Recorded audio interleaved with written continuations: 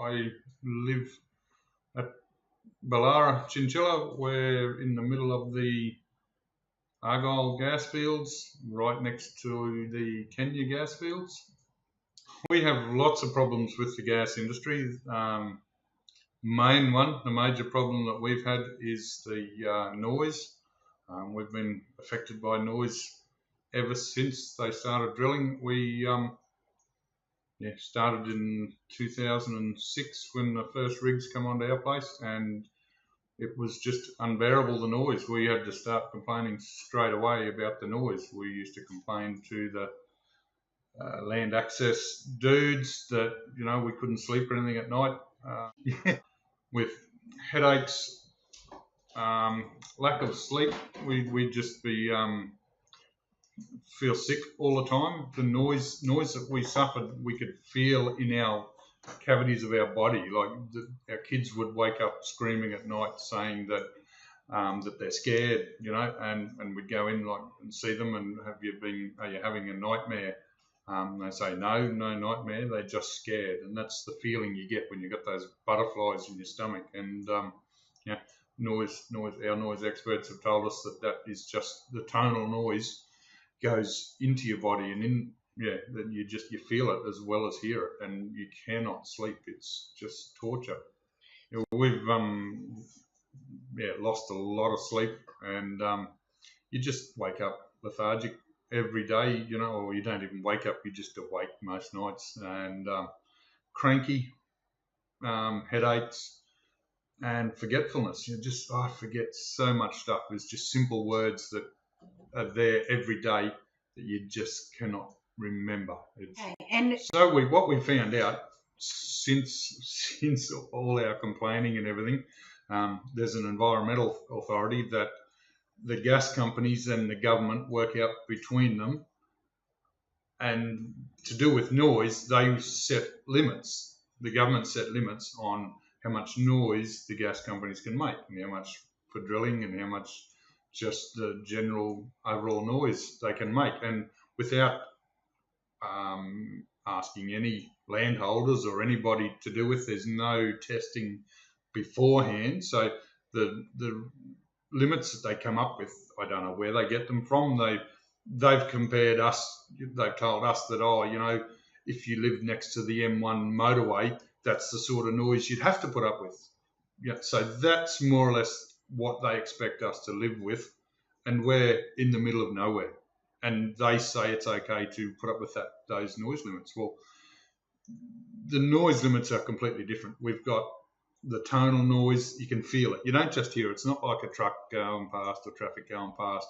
This is low frequency humming that just goes through your body and just drives you insane. But the biggest problem is, nobody ever did any testing beforehand to work out what noise we had before. Before the gas companies come, we used to put up with crickets and insect noise at night, and we complained to the land access dudes for nearly 10 years. They kept telling us, just if you've got any complaints, talk to us. We're on the ground, we can fix it. We'll talk to the operators and we'll make it good. So we've done this for 10 years and not got any sense out of it. We got onto a very smart lady in the area, and she's informed us that we need to put official complaints in to the about the environmental authority, to the Department of Environment.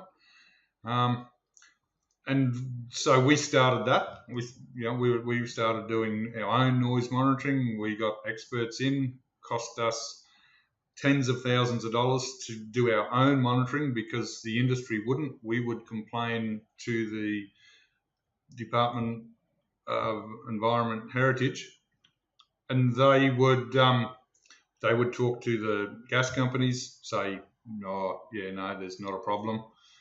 They believe there's no problem. So we end up having to get our own expert because they wouldn't take any of our evidence, the monitoring we'd done ourselves.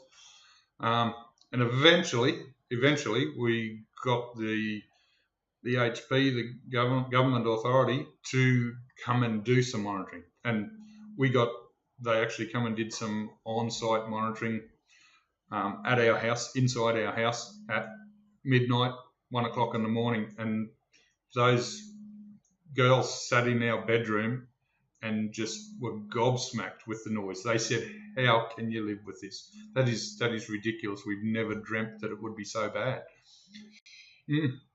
We got called vexatious and malicious for putting in complaint after complaint about the gas companies, and turns out whenever there's a complaint put in, the EHP call the gas company.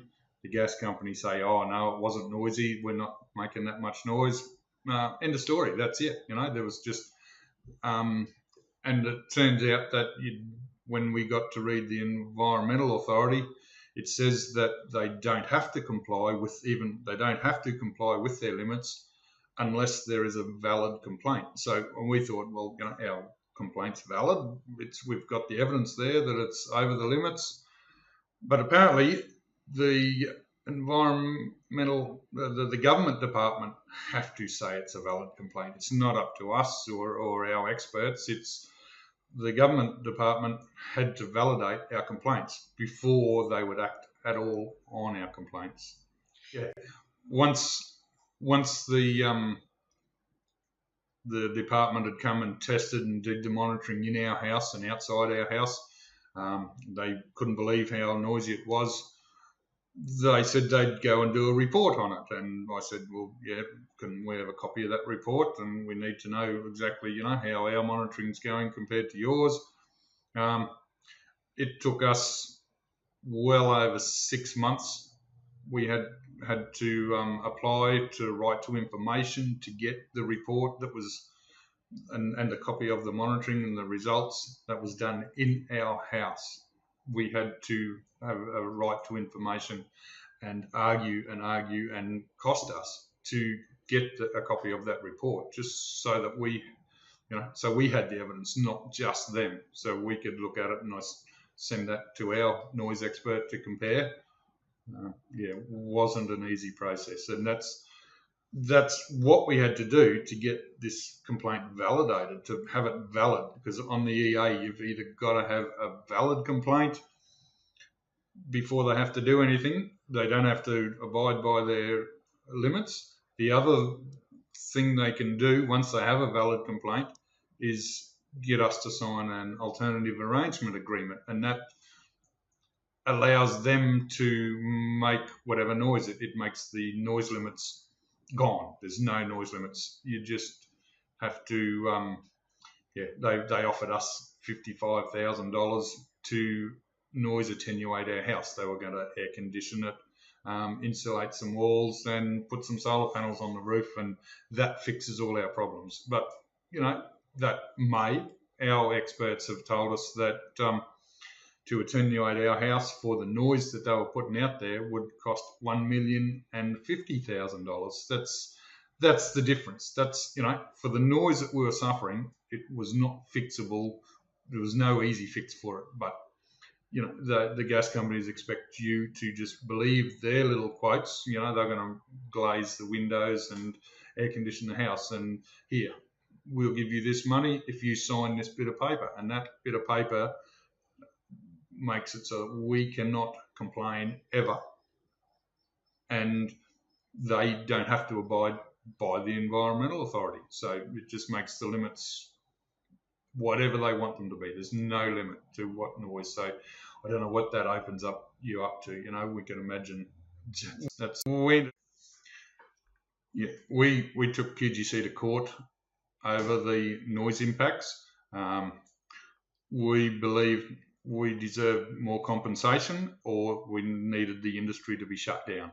We were getting noise from the wells on our property, around our property, treatment plants. The Kenya plant is about 4.5 to 5 kilometres away from our house. We were getting constant noise from that. That was just a droning, mongrel tonal noise, just constant. and we went to court hoping to get it all shut down or compensated for it. We need to be compensated for not just what's on our property and the use on our property and the inconvenience of them drilling wells and stuff on our place, but we need compensation for the whole surrounding area, the impacts of the whole industry. And in court, we got bugger all compensation, but the judge found that yes, they were in breach, and we did deserve compensation for the surrounding areas, not just for our property. In fact, we won the case. They had to pay compensation, and they've had to reduce the noise. They've put multi-million-dollar wall up at that plant at Kenya to stop the noise. They cannot operate if there's still noisy at our place. So at this stage, we've still got 35 odd wells around our house that are not in production. They're not even using them because they can't operate them within their environmental authority. They can't keep under those limits. They need us to sign an alternative arrangement agreement, and we will not. No way in the world.